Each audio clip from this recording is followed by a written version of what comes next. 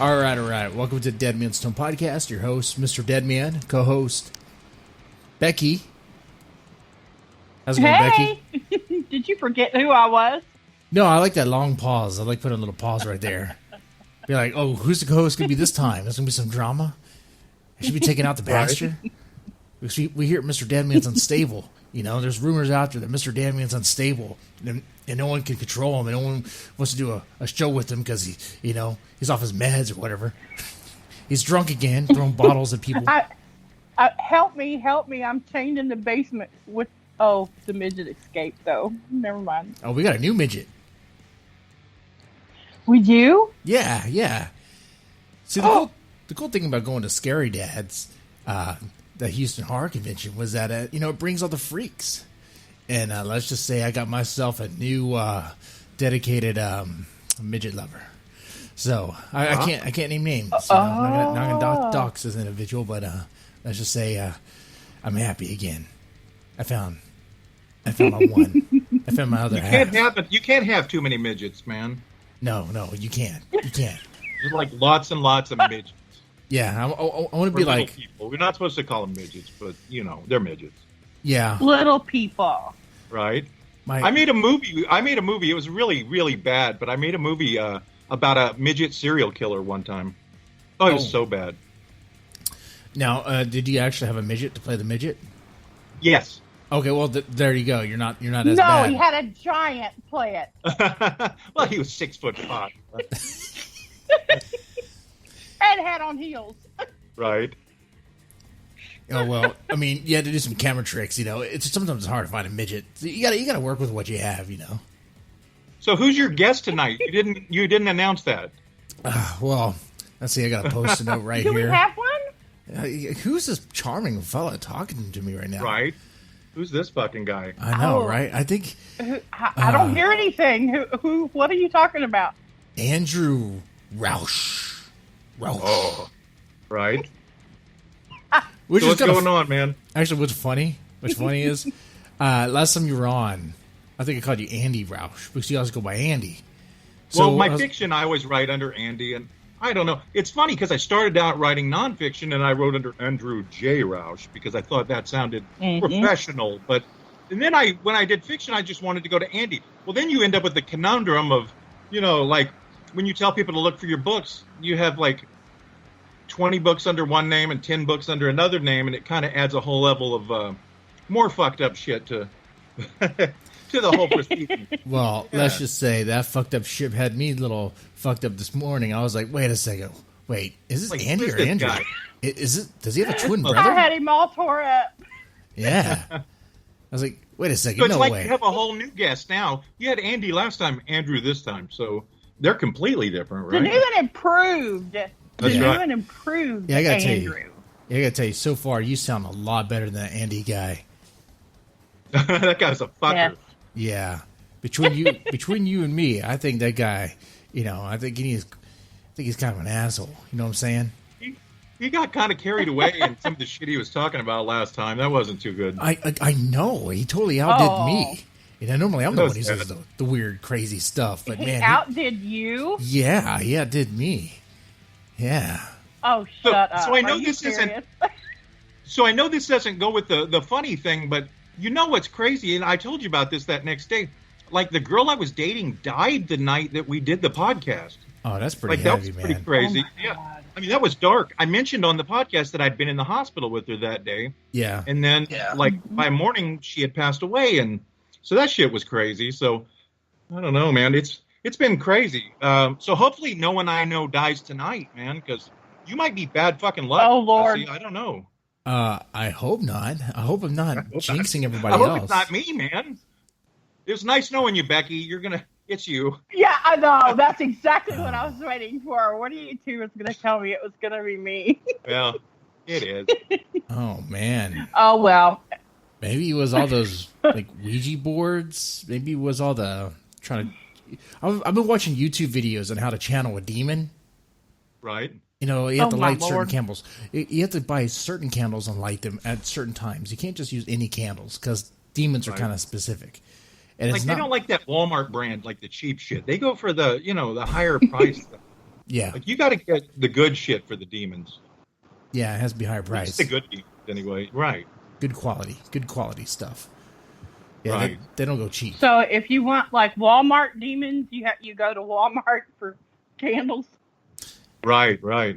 That's the kind of, you know what, you kind of get what you get out, what you put into it. You know what I mean? Mm-hmm. Like if you go to the dollar store and you get the dollar candles, if you get a demon, it's going to be kind of a skanky, shitty demon. I guarantee you, with track marks and all that shit. Yeah. You know, I mean, you know, there's a time and a place for that, I suppose, you know, as far as demons go. I don't know.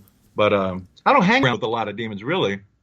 I don't know. Becky does, I know. I mean, it's kind of a healthy lifestyle to not hang out with them. You know, if you hang out with a lot of demons, you kind of have an unhealthy lifestyle. You might be kind of risking yourself a lot, you know? Right. And they're dicks. There's not any two ways about it. Like, demons are no. fucking assholes. No. Man. So Like, they'll hopefully, eat your food, and man, and you know what? They're just a pain in the ass. That's just all that is. oh, totally. I know some. Yeah, I know some authors that are too, but we're not going there. Oh, by the way, Dead Man's Home Drama Box. What do we have in the drama box today? Uh-oh. Oh God. Do we have anything? No. We don't have anything in the drama box. Not yet. Nothing new. Not yet. No. You know, some Nicholas Pastillon stuff is still going around, but he's a troll. What else can I say? He's a troll. That's nothing new. Yeah. He's always going on about something. Yeah. Well, one other announcement. Hey, listeners of this podcast, we're going to start doing live shows on Friday nights on YouTube. Okay? I'm going to put the link in the description box below. It's not there yet. Or you can just go to YouTube and search Dead Man Stone Podcast. It's going to be its own channel. But yeah, there will be a link in the description box below after the show, and also in the chat if you chime in the chat and all that. So keep an eye out for that. Other than that, I have no other announcement. Hey, Andrew, you have anything you want to plug real fast? Yeah, I just reprinted a book. Last time I said I never did self-publishing, but I had a book that went out of print, and I put it back out myself. It's on Kindle for $2.99. It's a Western horror. It's called Wyatt Earp Meets Dr. Death. It's kind of an exploitation kind of thing, but you know, I patterned it very much after the way the characters are depicted in Tombstone. So that's kind of how I saw it. It's Tombstone with the fucking serial killer. So there you go. Oh, good stuff. Sweet. Right? I like it. Man. Yeah. Highbrow stuff. Well, I had a company that put it out, but they went out of business like right after the book came out. And then it just sat on the shelf for, I don't know, a couple of years, and realized I still had it this year. And I thought, that's good. I should put it out there. So there it is. That's my thing I'm pushing. No, that's and fun. I did a short story for your anthology, Jesse. That's right. That's right. You're gonna be in the zombie Bikers vs Zombies, Bikers versus the Undead. That's right. Right. That's another thing that's coming out. See, so much stuff is happening this month, and that should be coming out next weekend. I'm pretty much waiting on the cover to be done, and then you can pretty much wrap it up and have it out and all that stuff. Have a big release party. Yeah, your story was actually pretty damn good. That was one of those where I pretty much read, and I was like, yeah, this is it. I think right when the sound is getting real bad on this end. Yeah, you're going again. It's just because he's drunk. That's how he talks. I'm not hearing that on the show. It's not coming like that on the podcast at all. I don't know what you're talking. Oh, okay. Am I sounding robotic? Well, you come cutting out a lot. You come back and then yeah. That's weird. It's not coming like that on the show, on the audio. Now you sound fine. It's the same thing back. I mean, okay, that's weird. That's so strange. Okay. It's the demons. Before. It's those damn demons. It's probably just demons. Yeah. Right. I always blame everything on demons. So anyway, tell us about the demons. Don't help him. All right, so tell us about this Wyatt Earp meets Dr. Death. Man, well, it's funny. I met a guy that had a small press that was doing westerns, and I don't know. I just had this. I'd never read. You know what? I don't read westerns. I don't. I like western movies, but like I don't read them, and I don't know. So, but I think I read them when I was like in 6th grade, maybe. And anyway, so I just had this idea, like, what if I wrote a western just to see if I could do it, and it got published. But like I said, then they went out of business, and I don't know. I think it's a fun book. I like it. It's probably the only western I'll ever write, but I enjoyed it. Okay. What was the process like with that? I don't know. Like I said, I did a lot of research. I usually don't do the kind of fiction where I have to do a lot of research. Well, Elvis, I did. Like when you're writing about real life people, obviously there's a research factor. But I read a bunch of books on Wyatt Earp and the OK Corral story, and so that actually is a part of this happens sort of as all that stuff was unfolding. So you end up with the traditional Wyatt Earp story with him and Doc Holliday, but also there's a serial killer in town, and he's chopping up prostitutes and just like really obliterating them. And so there's this English physician that comes to town, and everybody thinks he's really creepy, and he shows up in town right when the murders begin. So it sort of becomes a cat and mouse game between Wyatt Earp and Doc Holliday and this physician. So that the newspaper has dubbed Dr. Death. Okay. So it was fun. Yeah, Cool. sounds like a good project. I definitely need to check it out. And you said it's already out right now on Amazon? It is, yeah. Okay. It is. And that's the one that you self-published. I did, yeah. I just put it up on Kindle, but there is an actual book available through Lulu. Like you have to go to lulu.com. When I signed up for it, I thought that it would end up on Amazon, with the... But no, it did not. And I don't know. I don't even post the Lulu link usually. No, I've used Lulu before on with Dead Man's Tome to kind of circumvent when Amazon tried to ban no safe word, and you can get it on other platforms through them as well. It doesn't cost anything extra either. You pretty much order a copy, right? And you prove it, and then it just boom, just happens. It just like within like a week, it's like already there. So, well, I did that, but they didn't end up posting it anyway. I don't know. All I've seen it on is their site, but I don't know. Sometimes it takes a little time, but the Kindle's cheaper anyway, and so I just try to push it. I used to be very much an anti-Kindle guy because I'm old and traditional with the book stuff. I like books. I like the smell of books. I like books, but Kindle's easier and it can be cheaper. And although I've got a book out with one publisher where they charge like $40 for the damn Kindle book. I'm like, are you kidding? Because it doesn't cost them anything to put it out on Kindle. Yeah. Who is this? How many of them have they sold? I'm not going to say because I still have books coming out through them, but yeah. Who would spend $40 on any ebook? Well, I can tell you the answer to that, and it's pretty much no one. Yeah. No, because I've seen the sales statements. What is it, like a textbook? Kind of, yeah. I can say this: it's an academic publisher, and so their books are really pricey anyway. Oh, yeah. Wow. That reminds me when I went through college and people were spending like high dollar on textbooks. I would always find a way to circumvent that. I'd find the ebook copy for free somewhere else. And man, once I figured that out, I was like, "Holy shit, you guys are idiots! This stuff is easy to find too. It's all Google. Like, I'm not even doing dark web shit. This is pretty fucking easy." And that's great, right? I know. You know what's wild is when you find your own book bootlegged on the internet. I'm almost like, well, at least somebody's maybe reading it. Shit. For that too, I'm telling it to you right in front of you, but really, it's the publisher's fault because they're charging $40. Who's going to spend $40? Right. I mean, if it was like a reasonable price, I would do it. But no, that's a lot.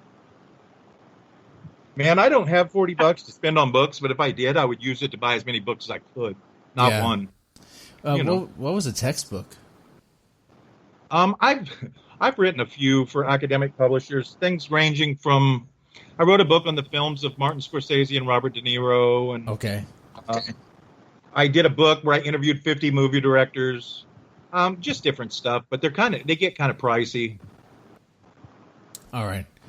Oh, that's another thing. Last time you were here, we talked about you interviewed celebrities.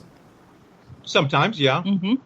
I haven't done many recently. I've just been kind of busy, but yeah. Okay. And that's another thing we can get into right now. It's like, what have you been doing lately? I'm still working on that novella we talked about last time. I was just getting into it last time. It's the one that is, it's the revenge story against the KKK, which is kind of interesting because it's never really been done. I mean, there is a chapter, a scene in A Time to Kill, but that's a different thing. Like, this is like Rolling Thunder, like Death Wish kind of shit, where this guy's going after these people that killed his son one by one, close up, and so that's kind of fun. I've been working on that. It's fairly close to being done, actually, but it's just a novella. Okay. I don't know that. I interviewed a guy this week, Tracy Keenan Wynn. He wrote some classic movies, but he had written the original movie, The Longest Yard, the Burt Reynolds movie. Oh, okay. And I'm writing an article. Oh, yeah. Yeah, I'm writing an article about that for Diabolic. And so anyway, I tracked him down for that because I wanted to do something when Burt Reynolds died. But I don't know. There were a million pieces just kind of on Burt Reynolds. And so I thought, why not focus on one of his better films, but not, everybody talks about Deliverance as the good one or Smokey and the Bandit as the fun one. Yeah. But I think The Longest Yard is a really, really good movie that kind of fits somewhere in between those. Yeah. So, Yeah, I do too. I agree with that. Yeah.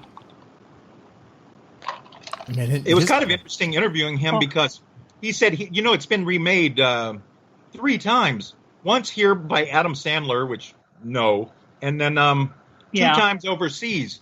And he said that he's never watched any of the remakes. I always wonder when people say that if that's true, but it sounds cool, I think I would be tempted to see the shit, Well, I'm pretty sure he saw the Adam Sandler one, and that's probably why he died. I mean... No, I meant the guy I interviewed with. Yeah, Burt Reynolds. Shit, I don't know. Oh, man. I mean, out of all the Adam Sandler movies, it's not his worst. I mean, right. When you consider Jack and Jill in his roster. Oh, but they got Al Pacino for that. That's... I'm surprised he did. I'm surprised he said yes to that. I mean, how desperate for money must he be to say yes to something like that? Oh, that's pathetic. I know. It's like this is going on. This is going on movies for real. Like you're serious? You're gonna do Jack and Jill? So I'm starting to get an echo. Yeah. Yep. Is there any way to avoid that? It usually cuts out in a few minutes. Okay. Yeah. Well, I don't hear it now. So, okay. Me neither. No, and it's not gonna go. It's not. It shouldn't go through on the podcast side either. Let me let's see. I'll change it real fast. All right. I go ahead and talk. Sure. It's not. Oh, I got nothing to say really. Okay. There you go. So what do you want to talk about? This was kind of neat, man. This is goofy, but I'm kind of bragging about it just because it's kind of interesting. I didn't realize, and Becky's Facebook friend, so she might have seen it on Facebook, but I thought this was interesting. That movie, The Nun, that is out. I found out this week the lady that plays the nun was actually in my movie that I wrote, Dahmer versus Gacy, which I think that's kind of interesting. That we had people in it that were known and stuff, but I didn't really know her at the time. And now she's gone on to be in things like The Fighter and these bigger movies. But now she's the nun. Oh wow! So that's kind of cool. That is pretty damn cool. I mean, it is cool. I mean, how do you process that? Like, what do you think of that? It's always weird when people you work with, go on to be really big things, and you're not still, because you're happy for them, but also you're jealous. You know, I wrote a book with David Walker, who I think is amazing, but he's gone on to, you know, he writes comics. He's written things like Spider-Man, and he just did, he's writing some Deadpool, and he wrote Luke Cage and all these big things, and that's pretty fucking cool. You know? That is a pretty big... Okay, yeah, if I worked with someone and they started... and they're working on projects like Deadpool and Luke Cage, and I'm over here... right. Self-publishing this novella, yeah. Yeah, and trying to make money off of $40 textbooks that college kids like Mr. Deadman were bootlegging. Like, oh, shit. Man, that's great. Maybe thinking, wait, how close are you guys? Not very. I like him, and he's cool, but I mean, we don't talk much. We wrote a book together on blaxploitation films of the 1970s, and then I wrote another book that he wrote a couple of little essays in. It was a book on bad movies, and he wrote a few of them. I don't remember really offhand what they were. I think they were blaxploitation movies. Oh, that was a period. Blaxploitation? Yeah. Oh, man. Wow. But, you know, I like a lot of those movies. Like, most of them are terrible, but some of them are really good. Like, there's one called Black Caesar that Larry Cohen wrote and directed, and it's really, really good. Black Caesar. I got to check this one out. Yeah, it's kind of it's a traditional crime story, kind of like the James Cagney Little Caesar movie. Okay. But with Fred Williamson. Okay. Pretty cool. Yeah. All right, that's cool. Yeah. I'm writing a comic book. We didn't talk about that. Sure. Working on a comic book. Oh, cool. Yeah, we're in the really early stages. I'm working on an independent, like a one-shot comic with David Hayes, who was the guy I wrote that monster novel with, M Company, and he's been writing comics for a while. He did one called The Rot. That's a horror series, and then he did one called Rotten Tail that is kind of big, and they're making a movie of that. He's a good guy. But anyway, this is like it's funny, I can't get away from zombies, man. Like, I keep thinking, I'm tired of zombies, but things keep coming up with zombies, and I'm like, well, all right, let's do them. So it's a zombie book, but it's zombies in the Civil War. Ooh, zombies in the Civil War. Okay. Now that would be pretty cool. Oh, cool. So it's like a play. The title is a play on Union Corps, but instead of Corps, there's an E on the end of it. So it's Union Corps. Union Corps. Yeah. Okay. So the Union boys are using some sort of black magic or voodoo magic to boost their ranks or something? What's going on here? Something like that. It's still really early. He's been working on the initial story. Then we're going to work on the dialogue and stuff together. But I don't really know a whole lot about it yet. Like, we're just in the really early stages. But I'm excited about it. Yeah, this is pretty cool. So That'd you guys be are cool. working on a comic. That's pretty interesting. And it's kind of cool that this is the same guy that was working on M Company, which is the Monsters versus Nazis, right? Yeah. Okay. Yeah. So it's the same sort of concept, isn't it? It's like, except I came up with monsters and Nazis, and he came up with the Civil War soldiers, and it's the same kind of deal, basically. So I guess we share the same sensibility at the end of the day. Yeah. So is it going to be like Confederate soldiers are hunted by zombies? I'm not entirely sure, like, how it's going to work, honestly. Yeah. And I'm not really sure. Man, it'll take a lot of zombies. I mean, say what you will about the Confederacy, but man, I know they were outnumbered, but man, they were determined to fight. Jesus Christ, the body count was not good. No. Oh No. man. Oh man. But it's funny. So I decided I wanted to try to write a story for your anthology, and yeah. So when I sat down to write it, it was another zombie thing, and I thought, you've read it. I thought how can I make this different? Because when I thought about it, I envisioned everybody else's stories kind of being sort of along the same lines of like guys on a motorcycle and they're out there and they find these zombies. So I tried to make it something different so it would stand out. Yeah. So there, you'll notice there's not even a motorcycle in the story. No. And the zombies are water zombies, which I'm not really used to. So I was like, let's make this different. Let's try to do something completely different with it. I think Walking Dead just kind of killed some of it for me. Like, yeah. But zombies can be cool. I'm sure that your anthology is going to be amazing. Zombie. Oh, yeah. And I think this comic book is going to be cool, but it's just a matter of having different takes on it. Because so many of them are just not as good versions of Night of the Living Dead, And it's just The Walking Dead had so much of that boring drama put into it. Yeah. Like, it became a soap opera with the occasional zombie. And then when you saw the zombie, they were becoming so decayed to where it's like, wait, is this... How are they even functioning? Like, this doesn't make any sense. I was so glad to hear that Carl died because I hated him. Yeah. And it almost made me want to go back and watch it.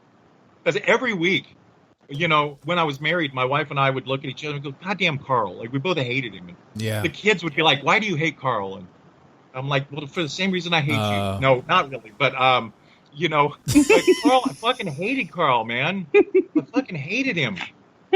I hated the one-eyed version of Carl and the two-eyed version. I like the dead version. He's the best. But what about the puppy love version? Did you love? Oh God!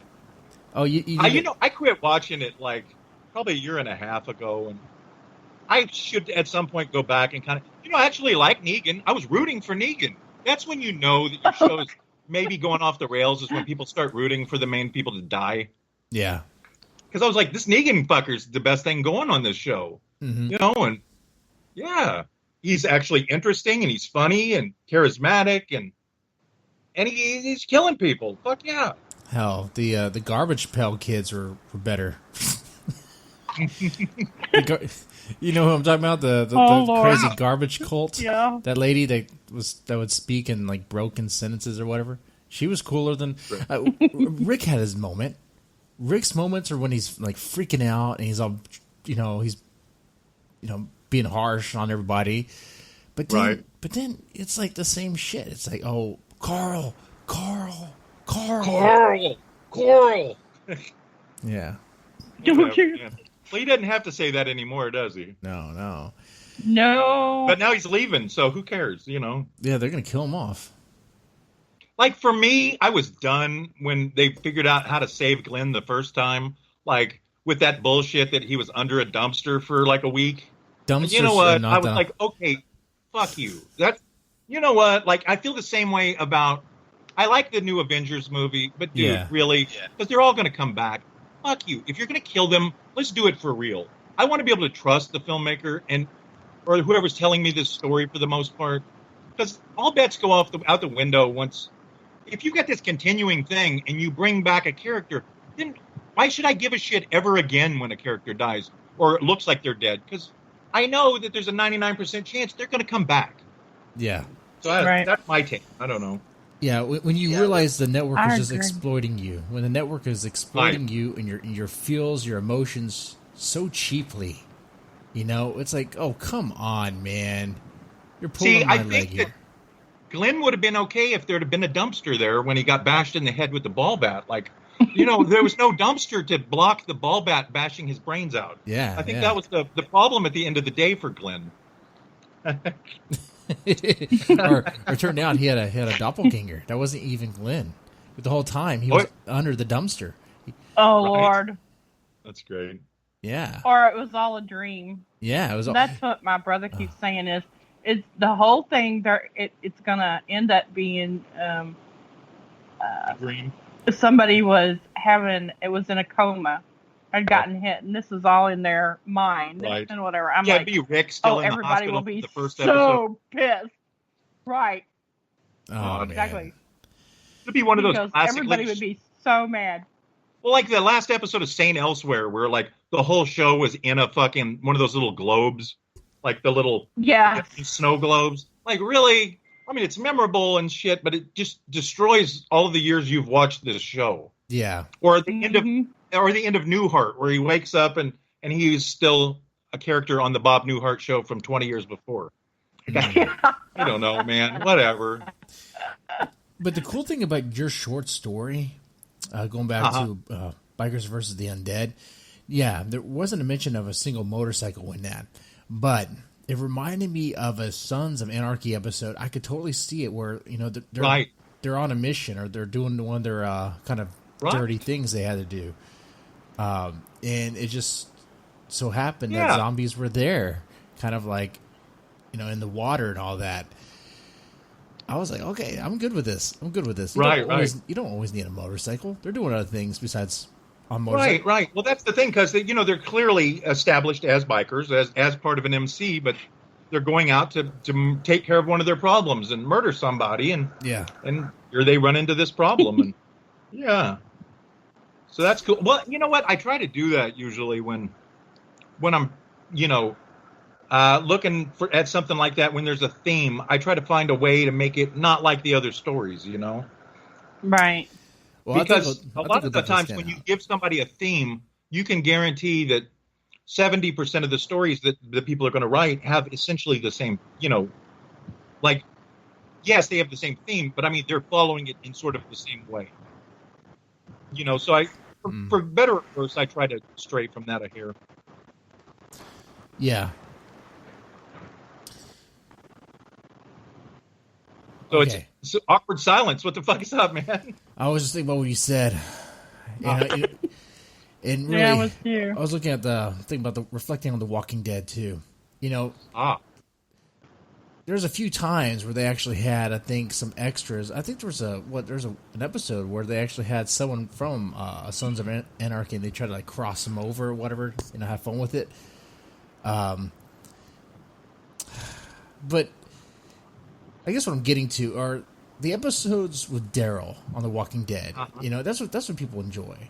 When you have Daryl and you have bikers fighting zombies and stuff like that.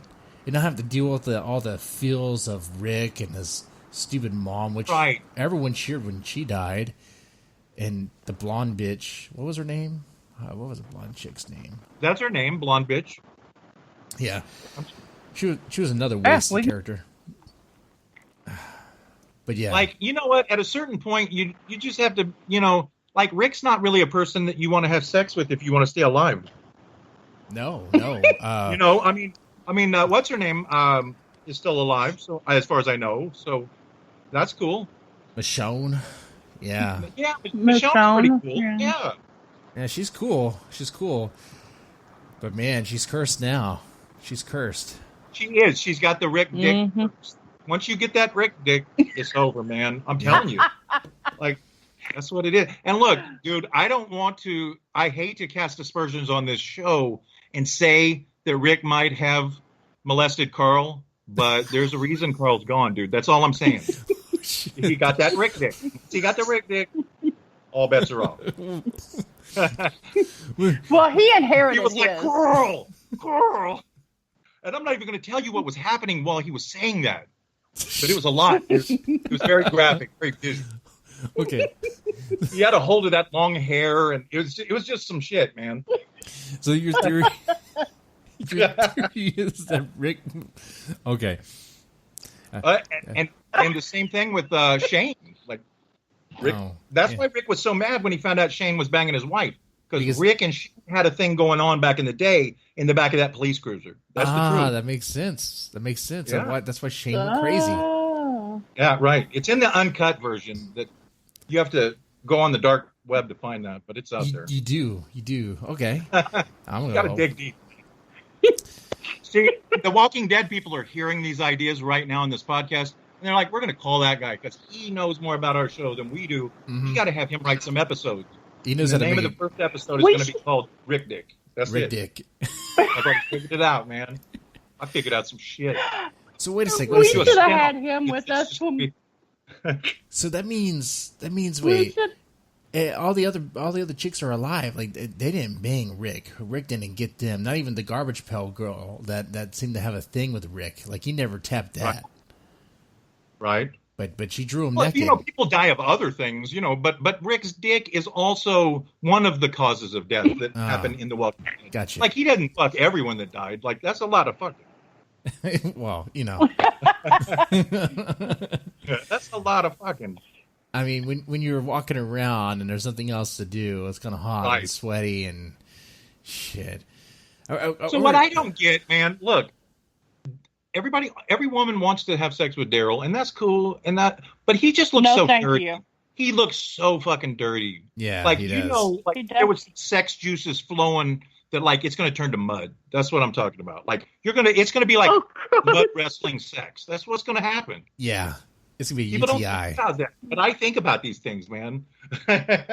Hey Becky, I mean that would be a UTI, right? That's what that is. That's a UTI for sure. That is just wrong. Yes. Show. And I have to tell you this. Not every woman thought that Daryl was hot. I did not.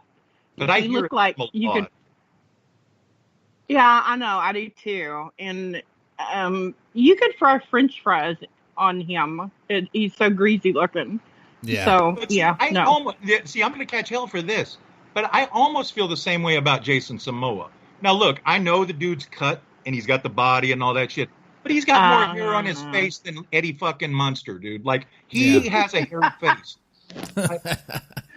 I'm just saying he's like a fucking werewolf. So and look, there's a place for werewolf fucking too, but yeah, well. Yeah. And the conversation dies. I was looking at pictures of Jason Momoa. I was like, man, you're talking bad about him. But I can't defend him. Yeah, that's way too hairy. Way too hairy. I can't defend that. No, but but Becky, who's your man? Who's your man on The Walking Dead? I don't have one. Wait, are you sure you're not like an Abraham? You're not an Abraham? Who's the guy with the mullet? The fat guy with the mullet. What was his name? Oh, Eugene. God. The one that made the bullets. They wanted to work in the lab and build, make bullets. Yeah, no. I don't remember what his name is, but no. Mullets on fat dudes are sexy. Come on. Yeah, that's Becky's thing. Yeah, no. Yeah. Not anybody can pull off mullet, but come on, man. Yeah, man. Yeah, you gotta respect the hair. I'm not sure that he pulled that off. Did he? Right. No, he looked like a dork. And he sounded like a dork. And somehow he managed to get all these people to believe that he's something special. I mean, who would believe that? I mean, right. He seemed kind of. He was so crazy. I know we're not supposed to use the term, him. You're not supposed to use the term mongoloid, but that's kind of what comes to mind when I look at that guy. Yeah. I mean, he is. He is. He is. That's crazy as hell. Man. I always found it funny that insane. I found it funny that the Latina chick, she always had makeup back in the beginning. She always had like lipstick and like mascara and shit like that. I was like, how the fuck? Where's she getting this shit from? Like, why is she always made up? But now I was kind of cool with it, because she was pretty hot, man. Oh, hey, she was. And Abraham was banging her. So I was okay with it. Like, suspension to disbelief when it comes to hotness. Like, you gotta pick your battles, man. You gotta look hot and you gotta be able to kick ass at the same time. That's what you can do. And Abraham was banging that. That's realistic. Man. Yeah. I mean, that's so realistic. So I think my next novel, honestly, is going to be another crime novel, but I want to write about women characters. I want a female protagonist. I've never done that in a novel. And I think it's going to basically be two women. But the thing is, they're going to be badass, but I don't want them to be like the bullshit, sexy badass. But I want it to be basically the same kind of characters I write when I write men, but just happen to be women, and so I realize that some of the exploitation value there falls out of the way if they don't have giant boobs and lesbian scenes or whatever. But you know what? I just want a real badass woman. You want to be real, yeah. Yeah. I just thought that might be kind of fun, like an actual empowerment thing without also sexualizing them, because that I kind of get tired of. Well, I mean, you're not gonna take it. Wait. Are you gonna take the sexualizing all the way out? I mean, are you going to have any? Well, it might be an element of it, but no. But I mean, okay. No. Normal boobs. Just regular women. Wait. What are normal boobs, Becky? I mean, that sounds kind of sexist. What are normal boobs? No, it's not. I mean, if you say normal boobs, people who have smaller boobs and people who have larger boobs, they feel like they're not being represented. So what's going on? Right. No. Normal boobs are anything from a B to a C cup. That's pretty normal. Mm. Okay. And he's talking about like when you get into double D's and triple D's or E or F's or whatever else they come in. Like in a lot of those movies, like when you usually have a badass. When you have a badass woman in a movie, usually they play up her sexiness. Like she can't just be somebody that whoops ass. Like, like Michonne is not a bad looking woman, but like her tits aren't hanging out.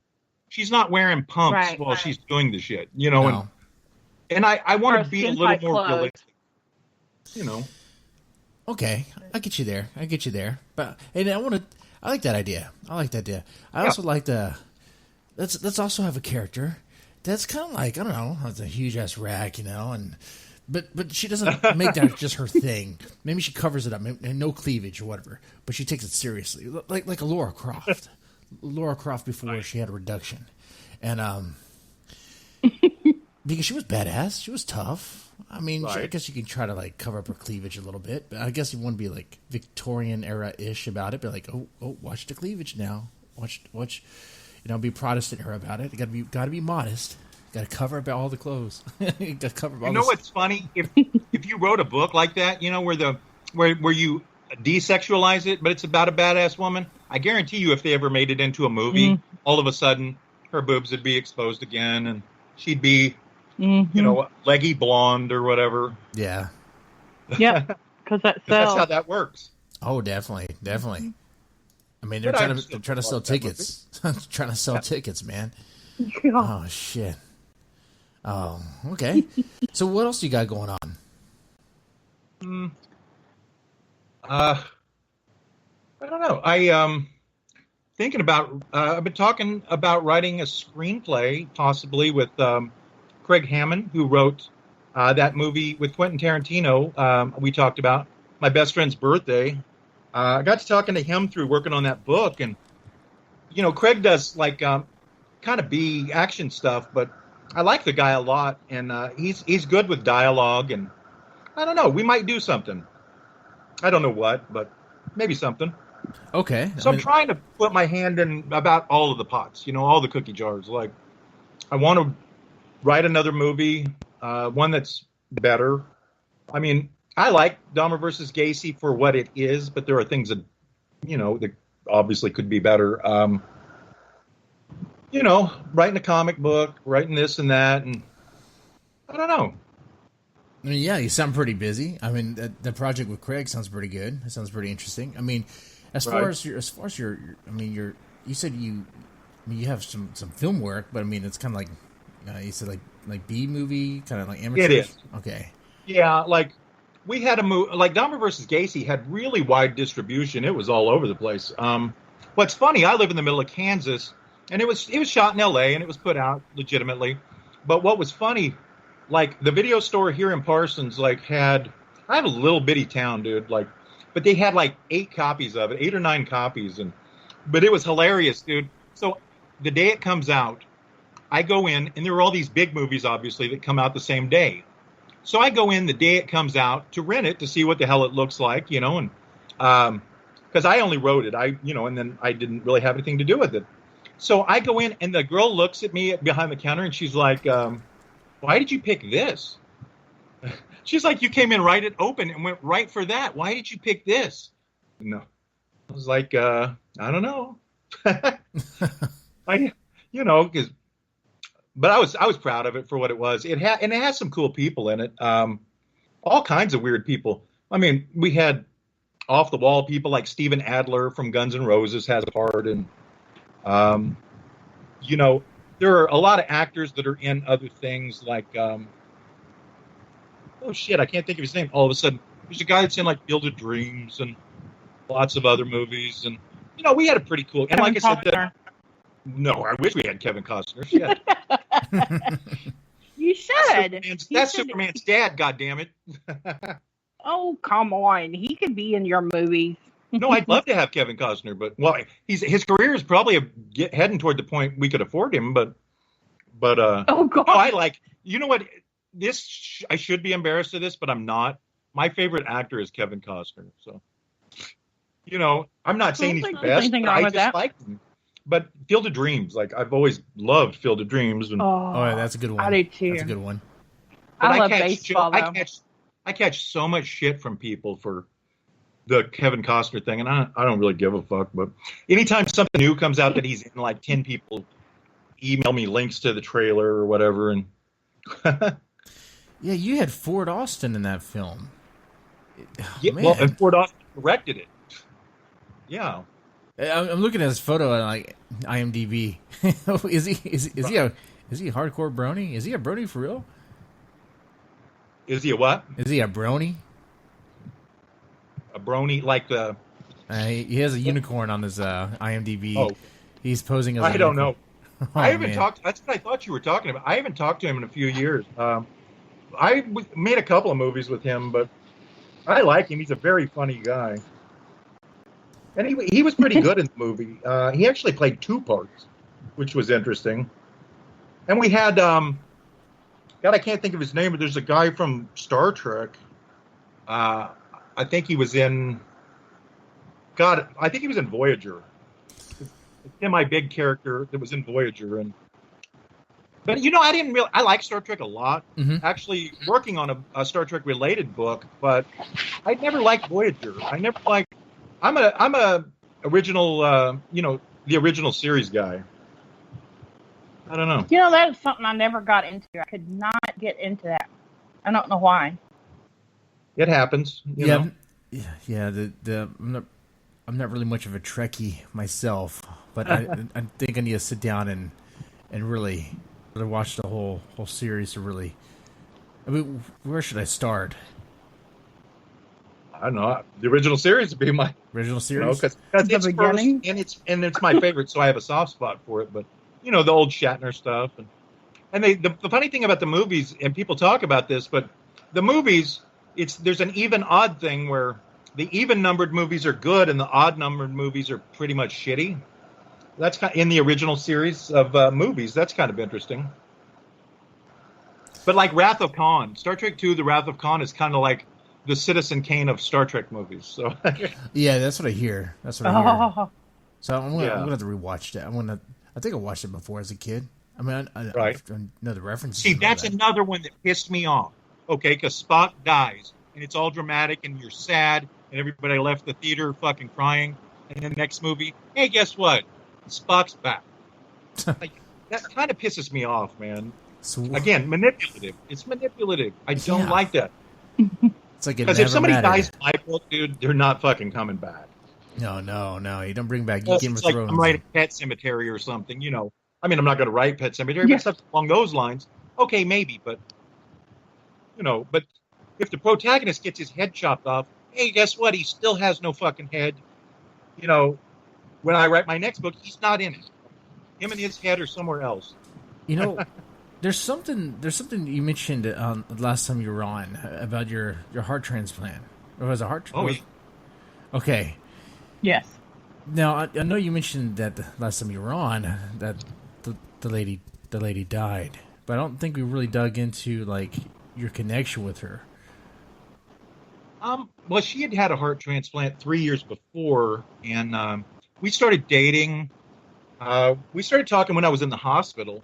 She was pretty amazing, honestly. I like the idea also of, being with somebody that could understand the stuff that I was going through, and that appealed to me. And she was pretty amazing. But, 3 years out, there was no reason to believe that, this was going to happen. But she started rejecting, and I don't know. It was pretty bad, man. And I regret not being there when she died. Not to make you feel bad, obviously, but I was not there so I could do the podcast. And yeah. But I mean, that's my fault. That's, whatever. And you have no way of knowing. Like, I heard the doctor that day say to her that you could have a year. And she was trying to get on another transplant list to get a second heart, and that does happen sometimes. The deck was stacked against her because her body was rejecting so badly that they were afraid to try to give her a new heart. They were afraid they would be wasting the organ. Yeah. And I don't know, but obviously we didn't think she was going to die that day, and she did. And I don't know, it's pretty crazy, man. Yeah, that's hard. That's difficult. That's unusual for it to be that far out and for them to reject it, isn't it? It is. Yeah, she started rejecting right after we started talking, but we thought it was under control, and they were getting it under control. Well, then they figured out that her heart was just done. That's what they told her. Your heart is done.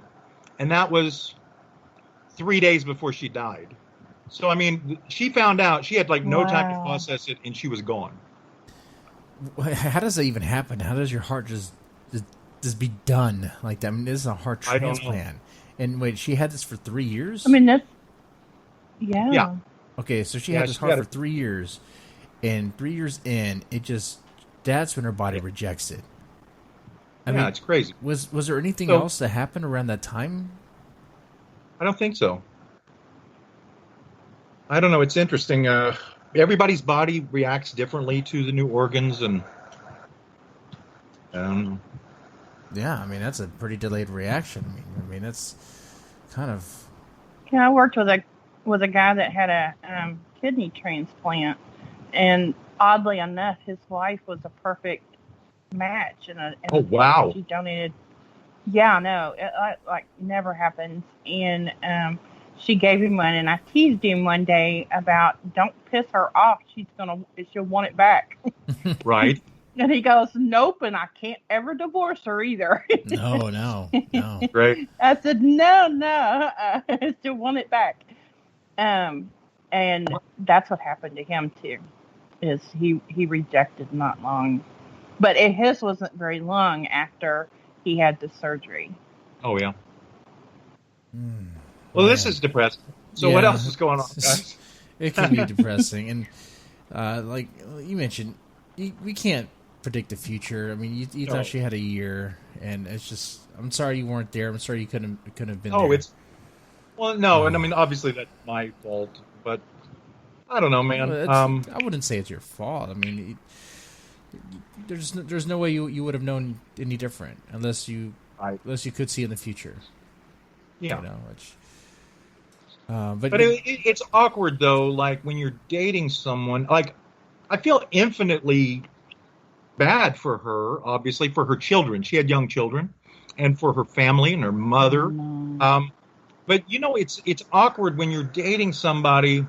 And you've only been dating for 4 or 5 months, and they die. It's like, it's not about me. It's not about, but I'm me. I'm me. So the only experience I have is the experience of being me. And me in that situation is awkward because you don't know what your role really is. How you should react around family and friends, and I mean.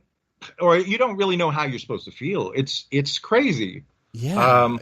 You're only 5 months into the relationship, but that 5 months in is not that long. 5 months in, did you already meet the family? Were you already introduced to everybody? No. I met them in the hospital. Oh, wow. So it was, Oh, wow. Yeah. But her friends and family seemed great. I'm glad she had all of the friends and family she had with her, and I had a good support system, right? Like, that's important. Oh, yeah, definitely for the kids. They're for the kids. I mean, I guess when the mom passes, if there's not a good support system, the kids get, taken up somewhere else. Right. So I'm going to speak at a high school tomorrow. Oh, yeah? Yeah, I got asked to go talk about organ donation.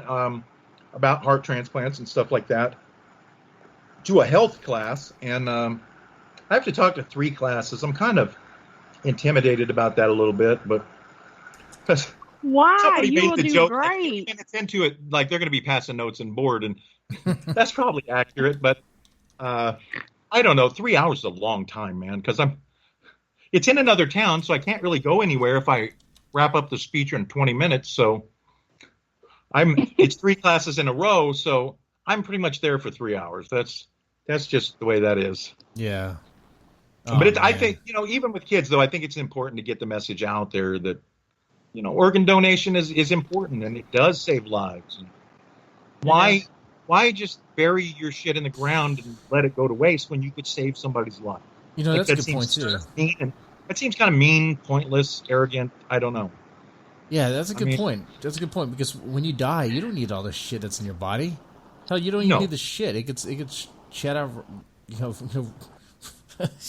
minutes afterwards. Right. Yeah. Well, and what's insane is, and I don't know the specific number of, but like one body, like pieces from one body can help something like 75 people. Because there are so many parts that we don't even think about that get used. Ligaments and things, there's so much more than the kidney, the lungs, the heart, the eyes, the obvious things. Right. It's crazy. Yeah. Man. So, but I am an organ donor, and they can have all of it. Right. Yeah, I mean, the eye thing kind of creeps me out, but I won't be there. So you know what? And I'd be the biggest hypocrite in the world if I didn't, put my body up for organ donation. Like somebody asked me, "Are you going to be an organ donor?" Well, yes, dumbass. Yes, I am. Obviously. I'm not sure if I am or not already, but I might as well be. Yeah. I might as well go ahead and make that change. I just have to let them know, not the liver. The liver is pretty much going to be fucked, but everything else you guys can have, okay? Throw that shit away, but otherwise. The bladder and kidneys work well. Right. I think the hearts are pretty good. I mean, maybe the cheeseburgers don't help. I don't know. I don't know. Silly. So was it you said it was high school? Yeah. Oh man, yeah, that's gonna be difficult because not to make it even more difficult for you, not to put the doubt in your head or anything. But man, you're right. They might not on passing notes, but should think about other things. Think about the girlfriends, their boyfriends. Think about what Fortnite. I think of is, and I'm sure this won't be the way, but dude, like I was the kind of asshole class clown fucker that would have asked something stupid or would have fucked with the person, and and I think, are there any Andys in that class? Like, are there little versions of me that would do that? And I hope to hell there's, or that laugh at the wrong thing, and that sounds terrible. Hey, Andy. If all else Andy, fails, I got a question talk to for him you. about writing books. Hey, Andy. What's that? I got a question for you, Andy. Can you donate your dick? I mean, is that what's going to happen? Is that what's going to happen? Is someone going to ask that? Can you donate? I don't know. That's a good question. See, that'd be the kind of shit I would ask. Yeah. Yeah, I can imagine that. Talking about a different kind of organ donation, my friend. That's a good answer. That's right. I mean, you might donate that organ, but you want it back at the end of the day. You know what I mean? Like, yeah. I mean, you could donate that organ to somebody now. Going with me. Right. But I mean, you could donate that organ now, like transplant it into somebody for a little while, and then you're done, and 5-10 minutes. and hopefully it doesn't leave behind anything. And if you're interested, please give us a message at. No, I'm just kidding. That's right. No, yeah, you'll get some smart comments. The chat just blew up. Did it? That's no, great. Not really. No, I don't know. No, it would be funny. No, not yet. So, are you getting any interesting comments tonight? There were quite a few comments last time. Oh yeah, last time there were. I must be pretty boring tonight. Sorry. No, it's a hump day. You're not. It's Monday. I know. It's a Wednesday. It's Wednesday. Wednesdays are kind of rough. You don't even know what day it is. Are you drinking? Have you drank any? I've drank some Gentleman Jack. How many shots? No shots. I know, second drink. Right. Second proper drink. We're not taking shots. Okay, my bad. Sorry. Well, no one's asking. I thought you were taking shots tonight. I am. If the chat were to ask questions, but they're not asking questions. Well, but what if I ask? You got a good "Have you ever" question? Have you? Well, I think I asked you that before. Have you ever streaked? Me? Oh, him. Me? Both of you. Yeah, you. Okay, let me make sure I get my lies straight. Did I answer Right. yes? I'm just okay. Did I ever streak? Does going outside in your tidy whities count as streaking? No. Okay. Streaking is naked. Like, naked. I mean, don't have any clothes on and you're up to no good. Okay, well, I mean, I'm like in my front yard in a subdivision, going out to my car to get something I left in there. And I'm like, I could put on pants, but, my car's just right out there. It's dark. No one's going to see me. I step out, and I forget that the light's on like auto sensor, and oh, shit. That's great. And you have spotlight. Yeah. And the neighbor is in the garage across the street watching, I think he was watching the World Series at the time. I was like, oh, shit. Did he see me? Oh, fuck. That's great. I just screwed away. How about you, Becky? Have you streaked?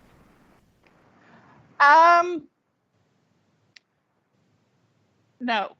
Oh, not that's really. A long pause for not no. Unless, well, I was trying to decide if you would consider running through my backyard with a privacy fence. I thought maybe you were weighing the words, the definition of streaked. Kind of in that Bill Cosby, what is the definition of the word the kind of thing, Yeah. No.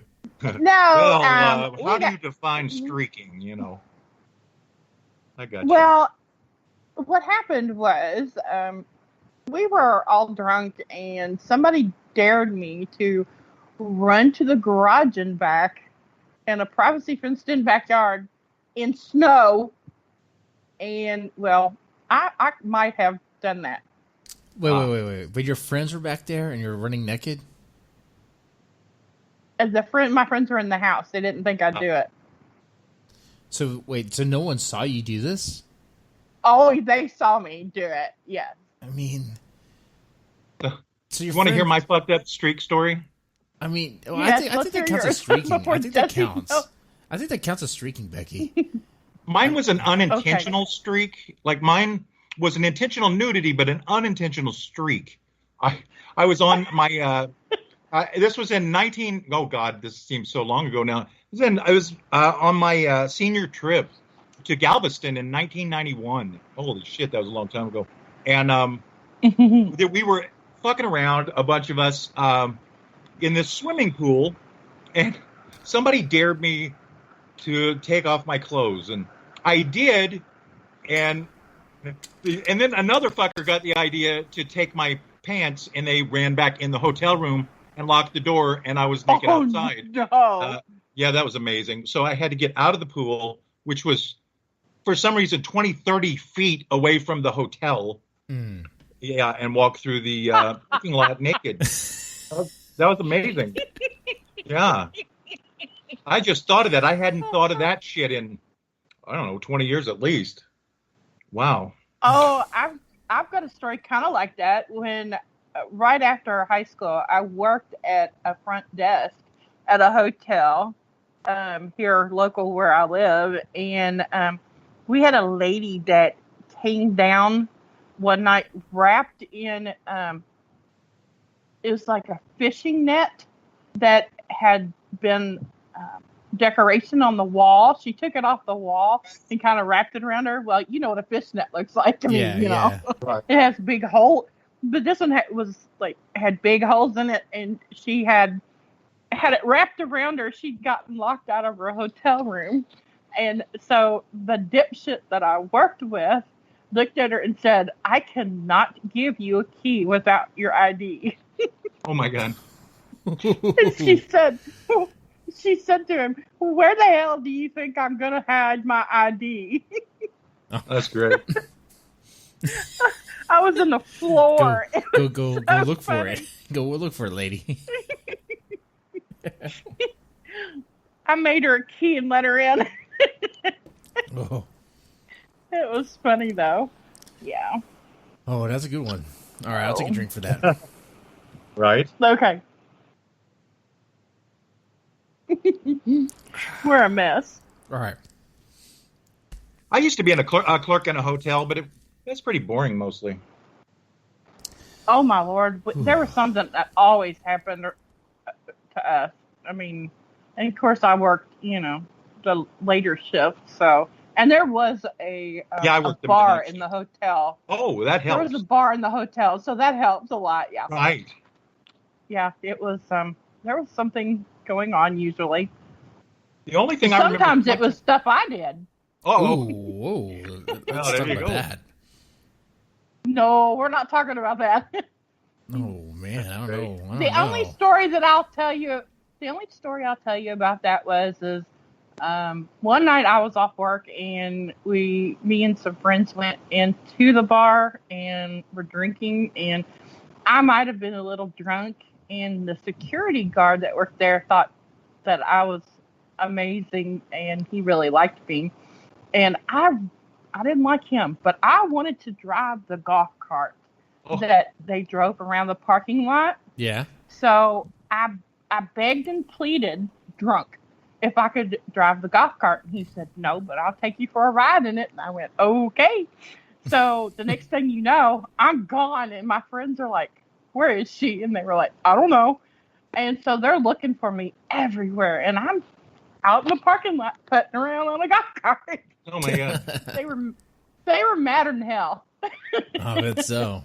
But it did bring me back, and they made sure that I was all in one piece and still had my underwear on, That's so good. I was okay. That's good. You got to make sure your underwear is on. Yeah. All right. You never know. You never know. That's a good one. Yeah. All right. You got any other have you ever questions? Because I got some more whiskey in this glass.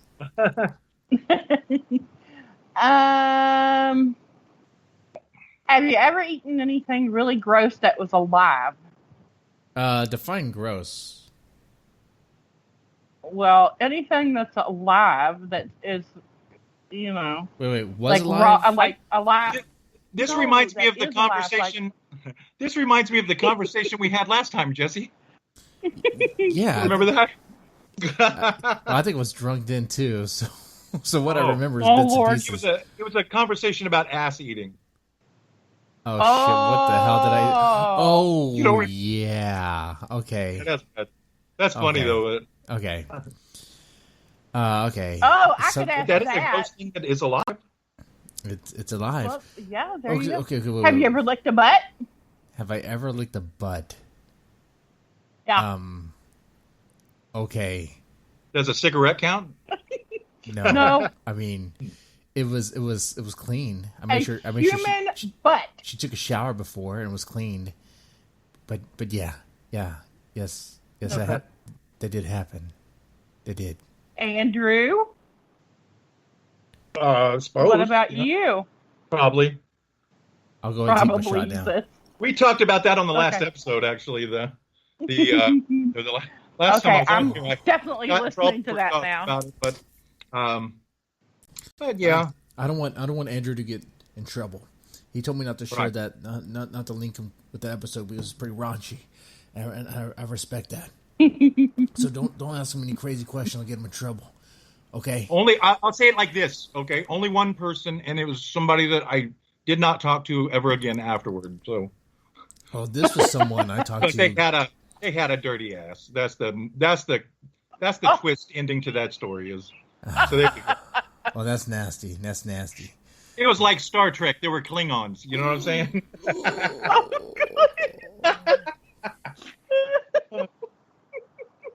Oh. I told you I like Star Trek. goddammit. Oh. They're definitely clinging on. Oh. It's like melted June bugs down there. Melted milk duds. Hey, what's this? Is this M&M's? Oh, y'all are gross. I hope you like the chocolate back there. I left it for you. It enhances when I was the flavor. when I was in the Army, there was a guy, an older sergeant, that was telling us that one time he ate a woman's ass and he found pieces of corn in his teeth when he was done. No, I don't know if that's true, but that's an not awful true. fucking story. It's probably not, but it's an awful fucking story, and it has stuck with me for the last 25 years. Oh my God! I'll eat the I'm never peanuts out of eating her corn asshole. again. I'll eat the corn out of her asshole. That's Man. right. Man, that's pervy. That's hardcore But what if pervy. it's- What if it's Wrong. cream corn? But what if it's cream corn? That's even worse, right? Like, I'll eat the cream corn out of her asshole. I'll get a straw, just put it in there, and just slurp it right up. oh, Oh my God! They're gonna ban us in 12 countries. Oh Only yeah, 12? we're gonna be going live on YouTube on Fridays, so we can still talk about this. Maybe. a special ass-eating episode. It's a theme episode. No, here's I think my you thing. should Here's definitely my thing. take a shot for that. Well, okay, I'll take a shot. Here's my thing. Like, if it's a hot ass, and I mean like hot, Right. voluptuous ass, and it's clean, and you're in the moment, you're eating her out, you might get freaky. You might get freaky. Just like how ass to mouth sometimes happens. It's in the moment. It's in the moment. You get freaky. You're not supposed to do it, but you do it sometimes. Sometimes you do things because It's like that conversation in Clerks 2, where was it Clerks? It was Clerks 2, where yeah, he says you never go ass to mouth, and she goes, sometimes you go ass to mouth. yeah. There you go. It's not something you ask permission for as you do. Hold on, that sounds wrong. It's Right. something that she In this does. day and age, you might want to get a contract up front just to be on the safe side. Make sure we're all in the same, headspace. Shit. Shit, if that's the case, I mean, so many in the moment, like spontaneous things just happen. Right. She's like, You know what? I'll tell you this. I am not one of those guys that defends any of that kind of shit. I do not like it. Yeah. I do not do it. I have not done it. But the Aziz Ansari one kind of made me pause. The reason I say that is, like, look, I don't know if you know that story, but, like, she gave him head, Mhm. and, like, he thought she wanted to have sex. Like, yeah, she doesn't say he raped her, but Yeah. she says that she wasn't enthusiastic. So Yeah. now you're just supposed to get enthusiastic consent. Now, my question is there a man alive that, if they got a blowjob from somebody, would not consider that enthusiastic? I mean, I would think that what was. kind of head are you getting that's not enthusiastic? Like, Hell. if they're bored, why would you even? Oh, you look so bored there. That's so sexy. Like, I don't, But anyway, most people are going to think that's probably they want to have sex. I mean, I'm not defending it. I don't know. I wasn't there. I think that kind of shit is fucked up. But it's like, I can kind of understand how that could happen. Yeah, I mean, some of that, especially that story, some of these stories, that just sounds like an awkward situation that she just wanted to expose. And I think was it the author of the piece that talked her into talking about it?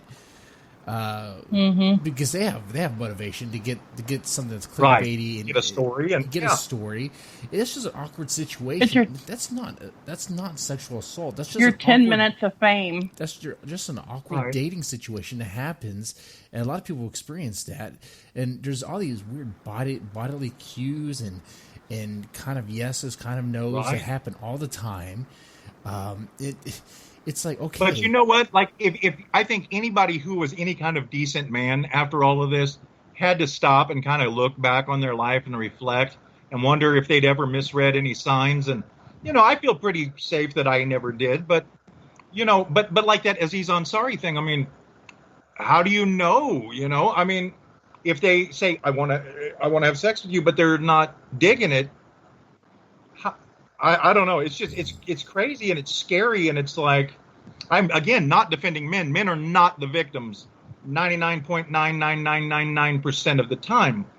But I'm just saying that there's that window of opportunity that two people might not be on the same wavelength, and I would say that it could happen to women too in that same way, but guys are stupid and they'll pretty much just have sex with anybody that comes close to their penis, and that's just the way that is. I mean, so a lot of times I think guys just assume that women feel exactly the same way, and they think like, I think that's why guys send women dick pics so often, because I've talked to so many women that are like, the first thing I get is a dick pic from some guy I've never met, and but I think that guys think in their mind, well, if I got a picture of a vagina, I'd be pretty happy about that. So obviously people want to see pictures of my cock. And, I think that's flawed logic. I'm sure there are people that sometimes want to see pictures, but why don't we wait till they ask for it? Like that's kind of my Thank you. Well, that's pretty fucked up. Yeah, Thank you. People exactly. If I want to see it, I'll tell you. Right. But almost every woman that I've dated, like over the last few years, has told me that anytime they tried the internet dating thing, that guys just started, they right off the bat would start sending pictures of their dick, and that shit is crazy to me. Like I must be naive because I didn't know that it was happening with that frequency until of all people. It happened.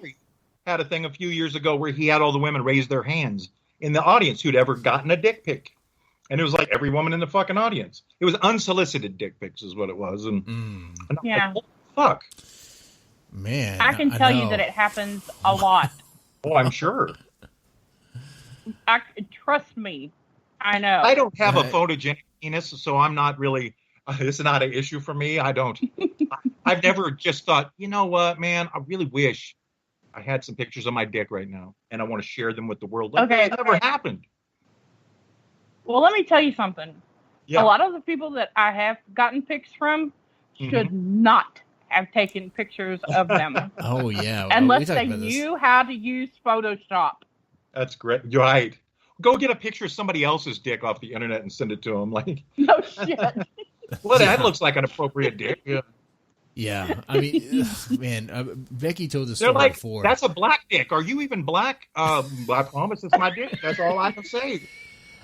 I'm part black, and that's the part that's black. But it's just there. That's right. Maybe that's one of those organ donations. Somebody donated their dick, man. You never know.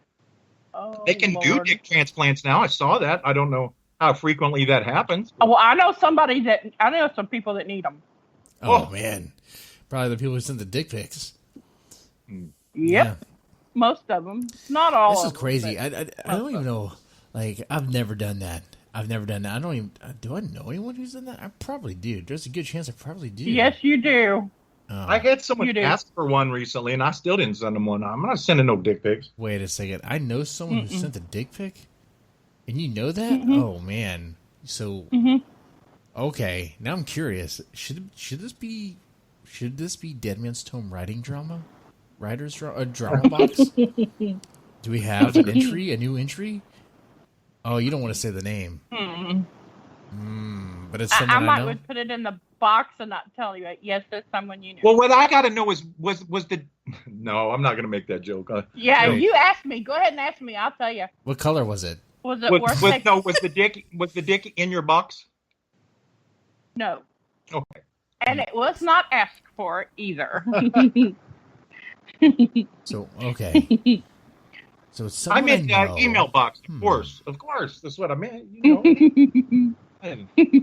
All right. I want to be on this case. I want to be on this case, Becky. I want to figure out who it was.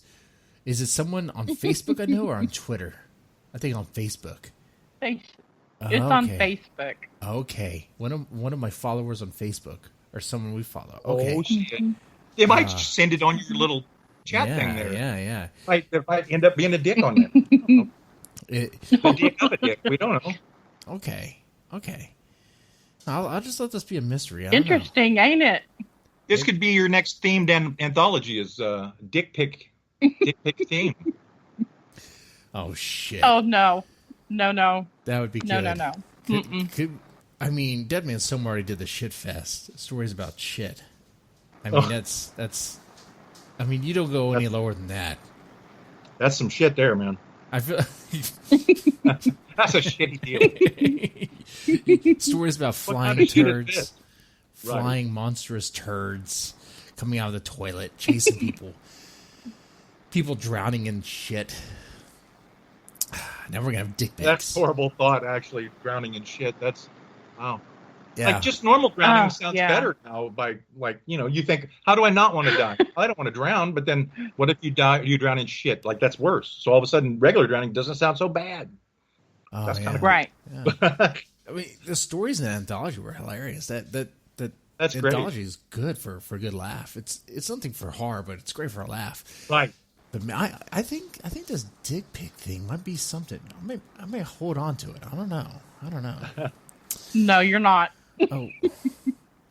Okay, no, Becky. Absolutely not. All right. Okay. I might just start my story now. Click, click, click. I'm writing now. Man. Oh shit! Wait, Andy, this isn't an invite for a dick pic. Why are you sending me dick pics, dude? What the fuck? Oh, he accidentally sent it to you. Oh, right. Shit. Whoops. That's not what I meant. Right. Damn it! I misunderstood. Oh, damn it. Now people are going to think after listening to this podcast that I want pictures of their dicks, and then now they're going to be sending me dick pics. He does. I think that's a casual way of you trying to solicit pictures of people's dicks, though, dude. Like, I think you're saying by not wanting it, you're kind of saying you do. Oh, shit, that sounds like rape logic. I'm sorry. Never mind. Like, that sounds bad. Like, I don't mean it in that way. You know what I don't want? Yeah.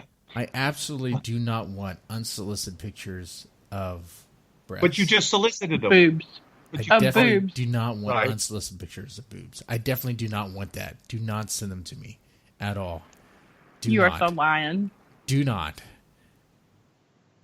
Just whatever you do, don't bombard my email with that stuff. I don't want to see that. I don't want to see boobs or an ass. I don't want to see that stuff. Right? None of that. Yeah. Although there have been women where I thought I kind of do want to see that, and then they sent the pictures, and then I was like, oh, I was pretty wrong there. Like Whoops. that was, like it's probably those are probably better things to just come across. Like, and I'm not, but those are probably better things to just experience in the wild than you know what I mean? Like, yeah, than photogenic. Like, I had like big areoles. I can't even say it. No, the big areolas are cool, but I mean, like if they could Areoles. tie them around their knees while they're walking, you know what I mean? Like that's probably not. Well, that's cool. That's cool. Oh, wow. They could be fun. I mean, they're just low hanging. They could be, but I mean, they don't necessarily make for good photos. I know. They should know better than that, too. Right? I Just think, saying. Okay. Before we get in any more trouble here, do you have another have you ever It's too question? late. Because these are leading into such good stuff. Okay, do you have another have you ever See how we question? can make this one dirty. Yes. No,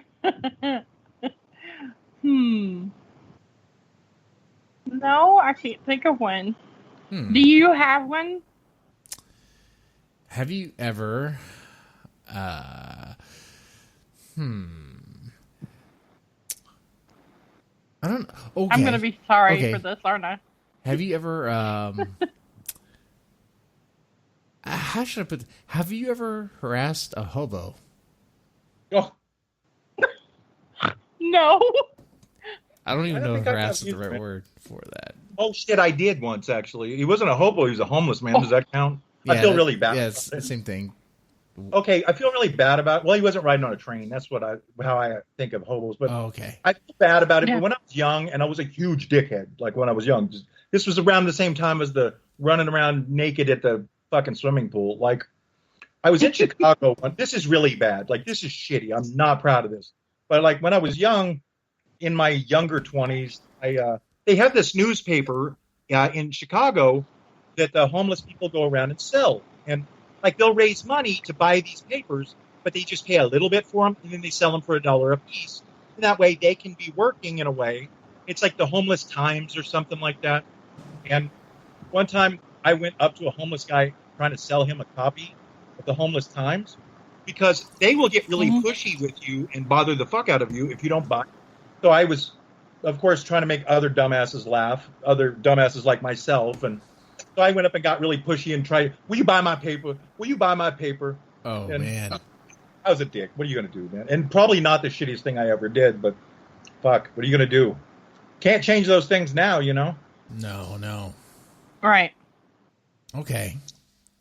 Becky, have you ever harassed a homeless person? Nope. Well, aren't you just an angel? Have you ever had sex with a homeless person? Nope. Are you sure? Were they living with their parents? Right. Does it count as homeless? I mean, I guess not. Is it? If they're living with their parents, are they homeless? I mean, they're not really. I would say no, not technically speaking. Yeah, not technically. It's not their home, but okay. But if we are talking about someone that lives with their parents, then the answer to that is yes. Right. Oh, that's awkward. Like, were their parents home? It wasn't at their house. Oh, okay. Well, look at how things have changed now. Like in our, because like there are people like that are. I know a lot of people that are like 30 and 40 guys that still live at home, and yeah. So and you didn't used to have that. No. So there are so many women that, well, probably not a lot because most of those are probably guys that aren't getting laid. But I'm just saying, there is a chance that probably a lot of women have at some point had sex with an adult person who lived with their parents. That's kind of wild. Right. Yeah, that's probably happened. Okay. The reason why I asked this is because there's a very vivid memory of my wife and I, and one of her friends. She's kind of like, she's a friend, more of acquaintance. And then her boyfriend, husband, or whatever. Anyway, long story short, we're at Galveston. Okay, we're walking. It was like near midnight. We're walking along the seawall, and there was like this homeless guy just like passed out on the steps going down to the seawall where the rocks are. I don't know if you've ever been to Galveston, but yes. Okay, so on the steps going down from the seawall on these big ass stone things, there's this dude just passed out there, and we're like, "What the fuck is he? Is this guy dead?" He's like, "No, we don't think so." Oh my god! So someone tapped him with a stick, and he didn't move. Oh, holy shit, he might be dead. No way. Is he fucking dead? No way. And then someone pulled out a knife. Oh, now I'm just fucking with you. I'm gonna hurt you. But you did teabag him, right? Like that's what actually happened. Oh no, that would have been a rape area. No, that'd be rapey. No. I'm gonna. I did pick up a rock. I'm picking you. I picked up a small rock, and I threw it at him. It didn't hit him in the face. I threw it at him. I just threw it. I wanted to know if he was alive or not. I was worried about him, but was also scared. Why didn't you go over there and shake him then? Have you shaken someone who's asleep and is homeless? I don't know what they're gonna do. No, but like if someone shakes. Well, me, I know what I did when my dad shook me one time when I was younger. I was in high school. He came in to wake me up, and he put his hand on my forehead and bounced my head up and down in the pillow and said, "Hey, wake up!" And I reached back and went smack. And when I did, Dad was standing a little too close to the bed, and I had good aim. Oh shit! He hobbled out of the room. Yeah. Oh man.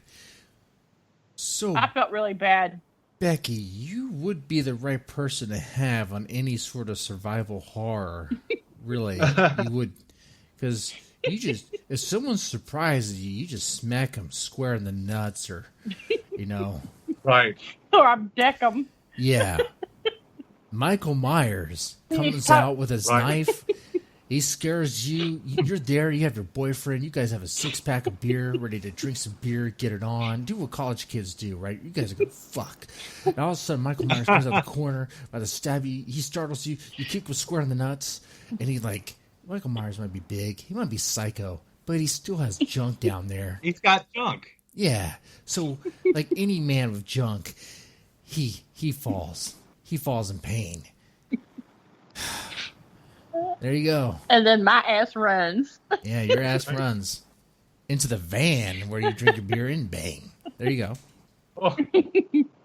While we're driving down the road, because we're leaving. I'm not staying. Hell yeah. That's the worst thing about that movie, man. Everyone who has sex dies. It's like horror movies. It's like horror movies have a thing against people having sex. You can't. Jason is like the ultimate cockblocker, dude. Like, yeah. For real.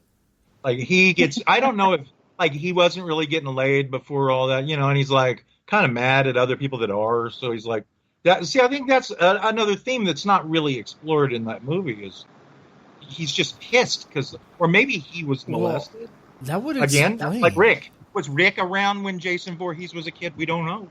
Rick probably was around. Rick was probably around. In fact, I think if you look at it closely, I think Camp Crystal Lake is passed by in one of the scenes. Yeah, I think so. But no, but that's the thing. Jason's mom is so mad because the camp counselors weren't watching him and Jason drowned. So they probably did molest him. They probably molested him, smoking some... They probably drowned him. They drowned him themselves. Yeah, while molesting him on purpose. Oh, my Lord. That's a bad way to go, man. Man. Like water in one hole, dick in the other. Like, damn. Like water's coming in up here, other fluids are coming in down here. It's just shit just going on everywhere, man. It's just a fuck fest. That might be the backstory because they never told us the actual backstory. I see a prequel in the works, my friend. We should get together on a script. Pitch that fucker. Rob Zombie's going to be on it. He loves doing this. He did it with Halloween, and he's going to do it with this. When he's done with it, you're going to feel so sorry for Jason. You're going to feel so sorry for his mom. You're going to be rooting for the camp counselors to die. You'll be like, you know what? They all need to die. You all need to die. But there's so much exposition that there's no surprise or mystery. So in the end, it's a horrible movie. You're like, this is. I just want the counselors to die. I just want them all to die. That's it. Man, you might be onto something. You might be onto something. We should have had him on when we did our Beetlejuice thing. Oh, that's the other thing. When we were talking about remaking it. Yeah. See, I'm looking at this Beetlejuice script. Beetlejuice Goes to Hollywood. And I want to find one of the funnier scenes. No, not Hollywood. Hawaiian. Sorry, I'm a little... Hawaii. Yeah, but I mean, it's Beetlejuice Goes Hawaiian is the name of it. Yeah, Beetlejuice Goes Hawaiian. Yeah. And I want to find one of the funnier parts and read it. So, I don't know. We're going to act it out. Yeah. Uh-oh. Yeah, that's going to be interesting. That'll be just like it got made. Yeah. Like one of you can be like Michael Keaton and one of you can... This would be good stuff, man. Well, maybe I could do a... See, you should call in and we can give you a part. Can you do a Beetlejuice impersonation? We're like, it's showtime. I want to do like the little head guy. Like, you remember the guy with the little bitty head, like Beetlejuice? I'm gonna be that. Yeah, that's great. You can be that guy. Right? Why not? That was funny. But like in my movie, he's the lead though. Like Beetlejuice is just. They switch roles. Beetlejuice is just the guy sitting there in the fucking waiting room. Like, nobody's gonna see that movie. Man, but I still need to go through the script. I don't know where the good parts are. It starts off interesting. Beetlejuice is already an asshole straight from the beginning. He's banging this burn victim. The burn victim is like smoking hot, except for her face and her hands and all that. She's like, "Oh, we have to go to this party." He's like, "You think I want to go out and look at it? You think I want to go out in public with you? Come on now, come on." It's like, oh, Beetlejuice, come on.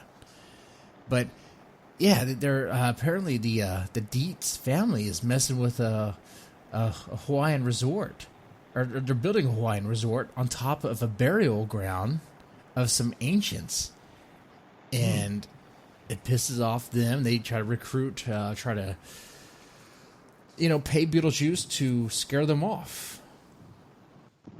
But this movie was never made because of Batman Returns. That's why. We went all kinds of crazy with it too. Yeah. Cool. We did. Oh. It was good though. It would have been a lot of fun to have made. Yeah, so we'll do that. We'll do that in a future episode. Now, we're kind of running out of time here. Last question I have for you is, what's your favorite horror film? It's a really generic answer, but The Exorcist. Or I think we might have talked about this last time. I can't remember. We talked about it on some podcast a while back, but I like The Exorcist a lot. But I also really like I like Funny Games a lot because it's got that realism element to both versions. I like the foreign version and the American, but the original foreign version is better. Both directed by Michael Haneke. But for me, it's so realistic, and that I think things are scarier when they seem like they're things that could really happen to you. Like, I'm not as scared that I'm going to walk outside and there's going to be a zombie chilling out in front of my house. Or I'm not as scared of that Jason might be under my bed when I go in the other room. But, like, somebody could break in and shoot my kid in the face with a shotgun. Like, that could happen. Yeah. I mean, God forbid, but I don't know. So anyway, that movie. Yeah, that was one of those psychological movies that really made you think, oh my God, this could happen. Yeah. And that's the ultimate example of, all bets are off, anything can happen kind of movie, which is the opposite of what we talked about earlier, where when the fun, good characters die, we don't give a shit because they're going to come back. Like a movie like that shit, they're playing for keeps. And literally, it's a filmmaker that is not afraid to take us anywhere. And it's unsettling, and you wonder what's going to happen. And, because this is a guy that doesn't give a fuck about you. He doesn't give a fuck about your feelings. I like that kind of filmmaking, honestly. Yeah. Yeah, I do. Stories. I just like that kind of story, that something that's super gritty, and I don't know. I think kind it's a of story. balls to the wall. Yeah, I think it's a story that can connect with a lot of people, though, I mean, some people might be pushed off from it because it might be too real, but it happens. Fuck them. Well, Andrew, it was great talking to you again. I mean, it's a blast having you. It's great. It's easy for me because, man, you're fired up. You're ready to go. Man. Right. It was fun, man. Man. It's fun once again making your show dirty and, dirtier, I guess. And I said, I'm not going to get dirty tonight. I did it anyway, so shit. I don't know. I lost co-host before. It's probably my fault somehow. Everything. I think this is a good combination. Yeah, I think with the dirtiness, the dirtiness is all right. This show gets dirty sometimes. Every now and then it gets dirty. It goes straight into the freaking gutter. And with Becky, man, it's gonna be dirty just every other episode. Come on. Hey, before we go, Becky, I do want to say on here that poem you posted the other day was fucking magnificent. Wow. I really dug that. So yeah, I'm gonna have to check out more of your stuff. I was very excited about that. Thank you. Yeah. I'm really glad that you liked it. Thank you. That was the darkest fucking poem I've ever read in my life. That was amazing. And the people that are listening are like, I have no clue what the fuck you're talking about. But that's cool. Fuck those people. I'm kidding, guys. Not really fucking. They can follow Becky on Facebook. They can follow her on Facebook and find that poem. You can send her your pictures of your dick and read her poetry. No! Time, man. No more dick pics. No more dick pics for Becky. No. Becky those to Jesse. No. Jesse's address is dead man at... I don't really know what it was. Don't send any dick pics to me either. Don't send any dick pics. No. It's like Reservoir Dogs. Dick. And whatever you do, don't send me any breast pics with dicks put in for the nipples. Don't do that either. Don't do that either. Okay. What about breasts and dicks together? That's okay. You could do that. No. You could do that. If it's like a tit fuck, you could do that. You can send me that. Right. Yeah. That's all right. Jesus Christ. Oh, man. Right. Oh, fuck. I don't know, man. I might be pretty fucking perverted. God damn it. All right. I feel you, man. Ladies, gentlemen, we made it this far. Press the heart button on Spreaker. It means a lot. Share around to anyone who's also, I guess, gutter-brained. And demented. Demented, yeah. And y'all take it easy. Yeah. And buy my books, guys. Damn it. Yeah. Oh, yeah. And also buy Andrew's textbook. Buy his textbook. Buy any of my books. Go steal them. I don't even give a shit. I just want people to read them. Steal those motherfuckers right and left, but tell other people read that shit too. So, all right. Yeah, I'll take it easy. Guys. Thanks. Bye. Later.